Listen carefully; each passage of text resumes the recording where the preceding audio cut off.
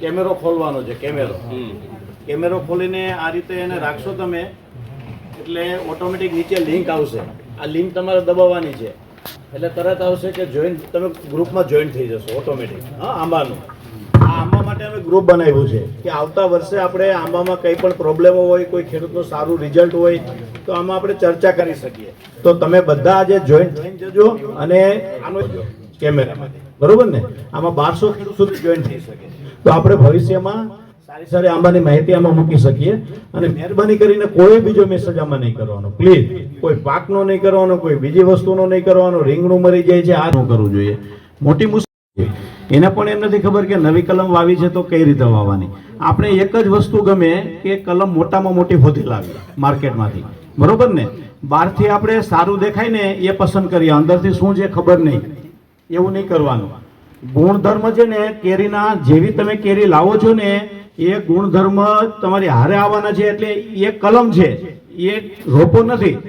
કલમ છે એટલે એના ઉપર ડાળી ચડાવેલી છે. એ ડાળી આફૂસની હશે અથવા તો કેસરની હશે, તમે જે જાત નક્કી કરી છે એની. હવે ડાળી ક્યાંથી લીધી છે? તમે કોઈ નર્સરીમાં કલમ લેવા ગયા ત્યારે પૂછ્યું કે તારા માતૃ છોડ ક્યાં છે, કે એના ઉપર તે બાંધી હતી? તો તમે કઈ રીતે કલમ લગાવીને પછી પાછળ વર્ષે ટ્રેન કરવી હોય ને તો ભેટ કલમ ટ્રેન નહીં કરી શકો. ત્રીજી વસ્તુ, આ કેમ આપણે હવે હાઈ ડેન્સિટી પ્લાન્ટેશન કરીએ છીએ. હવે કોઈ 33 ફૂટે નથી વાવતા. પેલા 33 ફૂટના આપણે 40 ફૂટના બગીચા હતા. હવે બધા આપણે 15 ફૂટે 20 ફૂટે વાવીએ છીએ. તો નજીક વાવીએ છીએ તો એ ઝાડને આપણે ટ્રેન કરવું પડે. ટ્રેન એટલે શું? આપણો 1 વર્ષનો બાળક હોય ને તો આપણે આંગળી પકડીને ચલાવીએ, આમ ચલાય, આમ બોલાય, આમ ના બોલાય, આ ખવાય, આ ના ખવાય. એમ પેલા વર્ષે ઝાડને ટ્રેન કરવાનું છે કે તારે આ બાજુ વિકાસ પામવાનું છે, આમ નથી જવાનું. હવે તમે પેલા વર્ષે ટ્રેન નહીં કરો ને, આ તમારી સામે કલમ છે, બરોબર? આ કલમ અહીંયા મનારભાઈ બેઠા છે, લગભગ એના ફાર્મની જ છે. આને અમે ગયા માર્ચમાં 1 વર્ષની કલમને 4.5 ફૂટની થઈ જશે, 3.5 ફૂટ હશે તો 1-2 પાલવણી આવશે. તો એનાથી શું ફાયદો થશે? થડ નીચે જાડું થશે, એમાં રિઝર્વ ફૂટ ભેગું થવા માંડશે. પછી એને તમારે 60 થી 70 સેન્ટીમીટર કાપી નાખવાની. એટલે ટંડેલ સાહેબે જેમ કીધું ને એમ આસપાસ 8-10 ડાળી આવી જશે. ગરમીમાં તરત પાલવણી આવી જશે. આ પાલવણી આવતા 20-25 દિવસ લાગ્યા ને, 20-25 દિવસ. આમાં 10 થી 12 આવેલી અમે 4-5 કાઢી નાખી. તમારે દરેક દિશામાં એક એમ 4-5 રાખવાની. પછી જેમ સાહેબે કીધું એમ આગળ જઈને 6 મહિના પછી પાછી તમારે એને કાપશો, એમાંથી 2 જશે. આમાં થશે હું ઉપરનું સેન્ટર ખુલ્લું થઈ જશે, નહીં તો તમારી કલમ સીધી આવેલી જશે કાયમ માટે.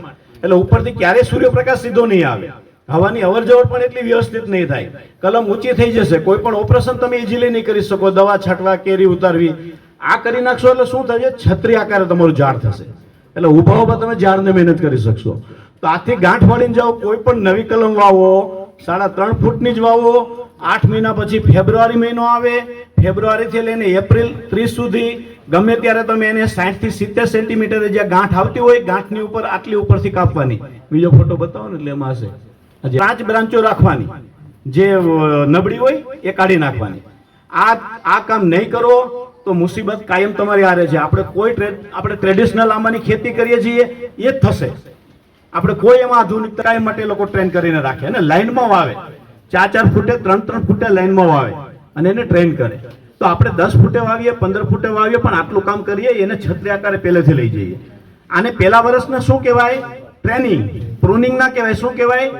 ટ્રેનિંગ. એને તાલીમ આપવાની છે કે તારે આ દિશામાં જવાનું છે, આ દિશામાં જવાનું છે. હવે પછીનું બીજું, ત્રીજું, ચોથું વર્ષ આવે ત્યારે જે તમને જાડી ડાળી લાગે, ટંડેલ સાહેબે કીધું એમ કે સૂર્યપ્રકાશ અંદર આવવા ના દેતી હોય એવી ડાળીઓને કાપી નાખવાની. વધારાની ડાળી તમને એમ લાગે બાજુના ઝાડને અડવા જાય છે, એને કાપી નાખવાની. કેટલેથી કાપવાની તો જોવાનું કે કેટલેથી કાપીએ તો એ નડતી બંધ થાય. ક્યારેક મૂળમાંથી પણ કાપવી પડે, ક્યારેક વચ્ચેથી કાપવી પડે. જવા દે. નેક્સ્ટ. ખેડૂતો શું છે કે બીજાનું જોઈને અનુકરણ નથી કરતા. થાય કે હું એના કરતા નબળો કે એને ત્યાં હું જોવા જાઉં, એમને એ કઈ એને કોકે શીખડાવેલી છે તો એમાં આપણે નાનપણ હું કામ અનુભવીએ. તો આવું મારા ભાઈઓ નહીં કરતા. આ બધું જરા જોજો. નવી વાડીમાં તમને જ્યારે પણ અડચણ હોય ને અમને એની ટાઈમ ફોન કરજો. અમે આવીને તમને ટ્રેનિંગ આપશું. મેં કરાવેલું છે. જ્યાં જ્યાં ખેડૂતો કહે ને, આ વર્ષે મેં 5-7 ખેડૂતના ખેતરે જઈને અમે માથે ઉભો રહીને કપાવી. આ ભાઈને હું 10 ઝાડ કપાવી લાવેલો, 150 એને જાતે કાપ્યા. પછી હું મહિના પછી જોવા ગયો, એને જાતે કાપ્યા, એમાં ક્યાંય ભૂલ નહીં કરેલી, પણ 150 કાપી નાખેલા. બાકી નહીં રહેવા દીધેલા, બીજા દિવસે કલાકેલું કામ. હજી નેક્સ્ટ જવા દો, મારે તમને ખાસ બીજું બતાવવું છે. મુશ્કેલી આપણી જે છે ને, પછી 4-5 વર્ષમાં તો ભેગા થઈ ગયા. હવે કેરી આવવાની ચાલુ થયું તો દાડા એકબીજામાં ઘૂસી ગયા કે હવે શું કરું. પછી મેં એમને વાડીએ ગયો અને વચ્ચેની લાઈન છે ને સાહેબ 3.5-4 ફૂટેથી કઢાવી નાખી. હવે કઢાવી નાખી એટલે જો ખુલ્લું થઈ ગયું કે નહીં વચ્ચે. હવે આવતા હવા આવશે અને સાઈડ બાય સાઈડ આમાં પાલવણી ચાલુ થઈ જશે. એને 2 વર્ષ લાગશે વ્યવસ્થિત થતા. પછી પેલી લાઈન કાપીને જાણવા જ પ્રયત્ન નથી કરતા. કેરી એક રીતે બહુ ઈઝી છે કેરી બેસાડવી, અને એક રીતે બહુ ટફ છે બેસાડવી. આપણે થોડું બી મગજ ના દોડાવીએ તો બહુ ટફ છે, અને થોડું બી મગજ દોડાવીએ ને તો બહુ ઈઝી છે. આંબામાં કેરી બેસાડવા માટે 2 ફેક્ટર તમારે ધ્યાનમાં રાખવાના છે. એક, એને ઉપરથી સૂર્યપ્રકાશ આવવો જોઈએ, અને બીજું એમાં હવાની અવર જવર થવી જોઈએ. આ 2 વસ્તુ હોય ને તો રોગ જીવાત ઓછા આવે, કેરી આવે અને સારામાં સારી આવે. અને ત્રીજી વસ્તુ, અવારનવાર ટંડેલ સાહેબે જે કીધું, તમે જે પ્રશ્ન ઉઠાવ્યા કે માદા ફૂલ ઓછા આવે, કેરી બેસે નહીં, હંમેશા યાદ રાખજો 15 ડિગ્રીથી નીચે ટેમ્પરેચર જાય એટલે માદા ફૂલ ઘટે. માદા ફૂલ આમે જનરલી સારું ટેમ્પરેચર હોય ને 15 ની ઉપર, તો પણ દરેક વેરાયટી વાઇઝ માદા ફૂલની સંખ્યા 3-4% લઈને 15% સુધી હોય. આપણે બધાને ખબર હોવી જોઈએ. આટલી તો ખબર ના હોય. તમને એક વસ્તુ યાદ નહીં રહે કે કેસરમાં કેટલા ટકા માદા ફૂલ આવે. એક વખત જાણી લીધું, કાયમી યાદ રહેવું જોઈએ. ઓછામાં ઓછા ફૂલ માદા ફૂલ આફૂસમાં આવે, ઓછામાં ઓછા. કેસરમાં મધ્યમ આવે. વધારે કેમાં આવે? રાજાપુરી, દશેરી, લંગડો, આમ્રપાલી, આમાં 15-20% સુધી માદા ફૂલ આવે. કેસરમાં 3-4% આવે. એમાં ઠંડી 15 ડિગ્રીથી વધારે નીચે જાય, 12 ડિગ્રીથી નીચે, એટલે માદા ફૂલની સંખ્યા બિલકુલ ઘટવા માંડે. અને ટેમ્પરેચર તમારું 20-22 ડિગ્રી ઉપર જાય એટલે માદા ફૂલની સંખ્યા વધવા માંડે. આ ક્રોસ પોલિનેટેડ ક્રોપ છે. માદા ફૂલની અંદર નર અને માદા 2 ભાગ છે, અને નર ફૂલમાં ખાલી નર ભાગ છે. પણ માદા ફૂલના પોતાનું ફલીકરણ થવા માટે તમારે માદા ફૂલની સંખ્યા પૂરતી લાવવી હોય તો પ્રયત્ન કરો કે 15 જાન્યુઆરી પહેલા તમારું ફ્લાવરિંગ આવે. હવે ફ્લાવરિંગ લાવવું હોય ને તો સાહેબે વાત કરીએ, હું તમને પણ 1-2 વાત કહું. મોટામાં મોટું તમારે કામ એ કરવાનું છે, એટલે ચોમાસું આવે એની રાહ જોયા વગર ખાતર નાખી જ દેવાનું છે. હું તો એમ કહું છું કે કેરી બેડવાનું ચાલુ થાય એ દરમિયાન રિંગ કરીને ખાતર પૂરી રાખો, પાણી નહીં આપો. અને જેવી કેરી બેડાઈ જાય, વરસાદની રાહ નહીં જોવો, પાણી આપી દો. કેમ? કારણ કે જ્યારે ઝાડમાં વધારે કેરી બેસે ને ત્યારે ઝાડને બધો ખોરાક નીચેથી ના મળે. એક મોતી જેવડી કેરી હોય એને 300 ગ્રામ સુધી લઈ જવાની, એ રીતે જાય ના જાય ઇઝીલી. તો એ શું કરે ઝાડ? એ ઝાડ છે ને દરેક કેરીને પોતાનો છોકરો સમજે છે. મા બાપ એના છોકરાને કોઈ પણ પરિસ્થિતિમાં બચાવી લે, પોતે પોતાનું જીવ આપી દે પણ બચાવી લે. એમ એ કેરી પણ પોતાની કેરીનું ઝાડ પણ પોતાની કેરીને નહીં કરવા દે. એટલે શું કરે? એ પોતાનું રિઝર્વ ફૂડ હોય ને થડમાં, એ ખેંચીને ઉપર આપી દે. આજે આ બધું આપણું રિઝર્વ ફૂડ છે. આપણે 10 દિવસ ના જમીએ ને તો બેભાન થઈએ, આપણી એ જતી રહીએ તાકાત, પણ આપણે મરી ના જઈએ. કેમ? આ રિઝર્વ ફૂડ આપણું ધીમે ધીમે ઉપયોગમાં આવે છે. પછી 15-20 દિવસે બની શકે કે આપણે એ પરિસ્થિતિમાં પહોંચી જઈએ. એમ કેરી પણ પોતાનું રિઝર્વ ફૂડ આપી દે છે અને કેરીને બચાવી લે છે.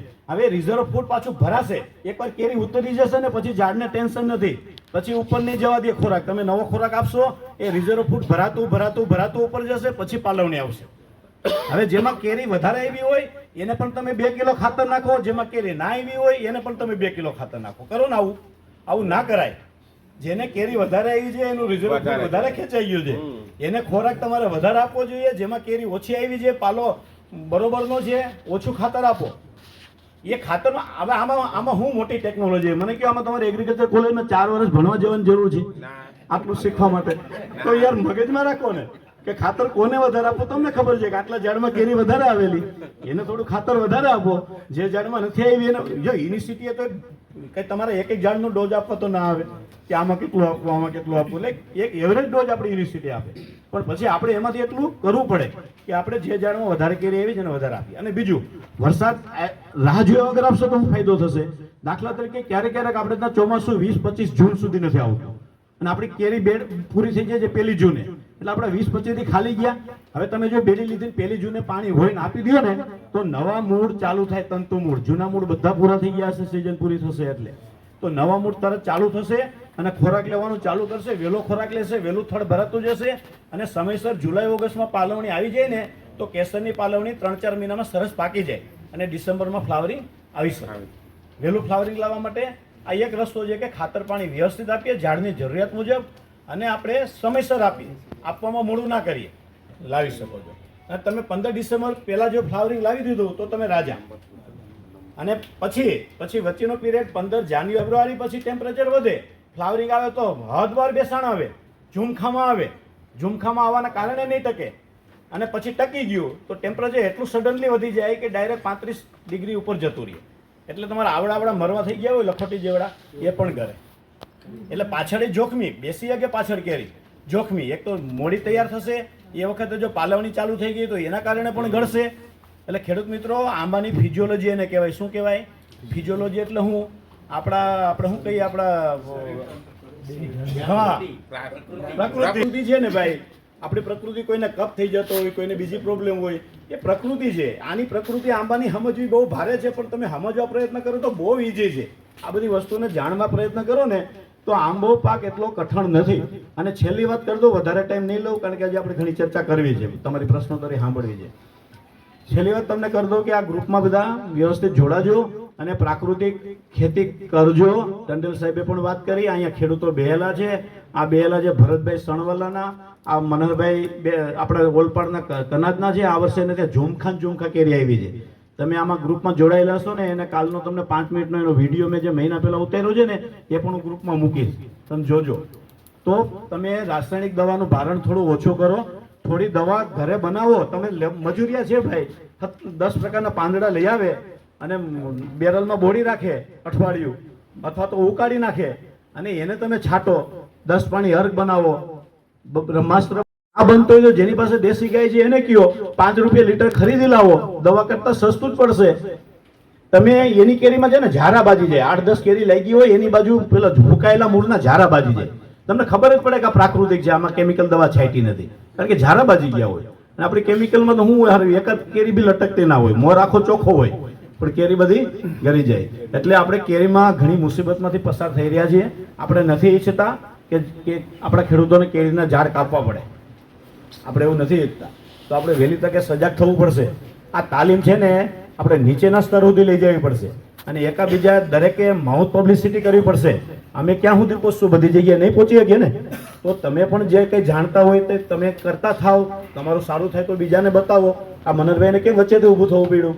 એનું રિઝલ્ટ એને ખબર છે કે 10 પાણી અર્થ શું કરે, આ શું કરે, તે શું કરે. આજે 5 મિનિટ આપણે સમય રહેશે તો આપણે એને કહેશું બી કે એ વાત કરે કે એ પોતાની આંબાની વાડીમાં શું કરે. આપણે અમારા નવસારીમાં ભરતભાઈ છે રૂમલામાં, સરસ પ્રાકૃતિક ખેતી કરે છે. ઘણા ખેડૂતો કરે છે કે એ બધા કહે હું ગાંડા હશે.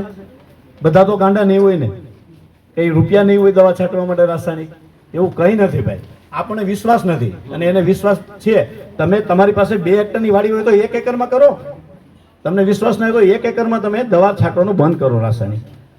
કારણ કે 10-10, 12 સ્પ્રે આવી ગયા છતાં જો છેલ્લે કેરી ના ઉતરતી હોય તો 1 વર્ષ જોખમ લઈ લેવામાં શું વાંધો પ્રાકૃતિક તરફ? બરોબર ને? આમે નથી બેઠી તો આ બાજુ અજમાવી લેવામાં શું વાંધો? તો આપણે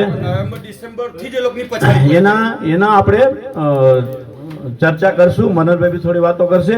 વધારે સમય આપણી પાસે છે નહીં એટલે હું વધારે ચર્ચા નથી કરતો. ચલણ ચાલ્યું છે, ડબ્બામાં કલમ કરે, મોટી બેગમાં કલમ કરે અને તમે લોકોને ખ્યાલ જ નથી કે ગુણધર્મ જે આવવાના છે 100% એને હાઈટારે કોઈ લેવા દેવા નથી. અરે ભાઈ 1 વર્ષ મોડું ઝાડ ઊંચું થશે, તમે વાવશો એટલે બીજા વર્ષે 5 ફૂટનું થવાનું છે ભાઈ. શા માટે 5 ફૂટની 300-400 રૂપિયાની કલમ લાવવાની? સારામાં સારી નૂતન કલમ લાવો. બીજું, નૂતન કલમ તમે જ્યાંથી લેવાના છો એને પૂછો કે આ કલમ બાંધવા માટે તું ડાળી ક્યાંથી લાવ્યો હતો, એ ઝાડ કેવા છે. એટલે યુનિવર્સિટીમાંથી કે બાગાયતના કેન્દ્ર ઉપરથી કે કોઈ એક્રેડિએટ થયેલી નર્સરી છે જેના પોતાના મધર પ્લાન્ટ છે, માતૃછોડ, એમની પાસેથી કલમ ખરીદો જેથી કરીને સારી ગુણવત્તાની કેરી ભવિષ્યમાં આપણે ત્યાં લાગે. આને અમારી ભાષામાં અમે એમ કહીએ ટ્રુ ટુ ટાઈપ કેરેક્ટર. એટલે જેવા છે એવા ગુણધર્મ આગળ જવાના. ગોટલો દેશી હશે તો ગોટલો જમીનમાંથી પાણી વધારે ખેંચવાનું કામ કરશે અને કલમ ઉપરથી ડાળી સારી હશે તો કલમ લાગવાનું કામ સારું કરશે. તો વધારે મિત્રો વાત નથી કરતો. નાયબ બાગાયત નિયામક તરીકે સુરત આખો જિલ્લો સંભાળું છું અને નવસારી આખો જિલ્લો સંભાળું છું. તમને આંબાને વિશે કંઈ પણ પ્રશ્ન હોય તો એની ટાઈમ તમે મને ફોન કરી શકો છો. કોઈ સમયની બાદ નથી. ક્યારેક હું ફોન ના ઉચકો તો મારા નંબર ઉપર મેસેજ કરી દેજો કે શાના માટે તમે ફોન કર્યો છે, અથવા તમને કોઈ રોગ જીવાતના પ્રશ્ન હોય તો ફોટા પાડીને મૂકજો કે આવી પ્રોબ્લેમ છે એટલે ફોન કર્યો છે.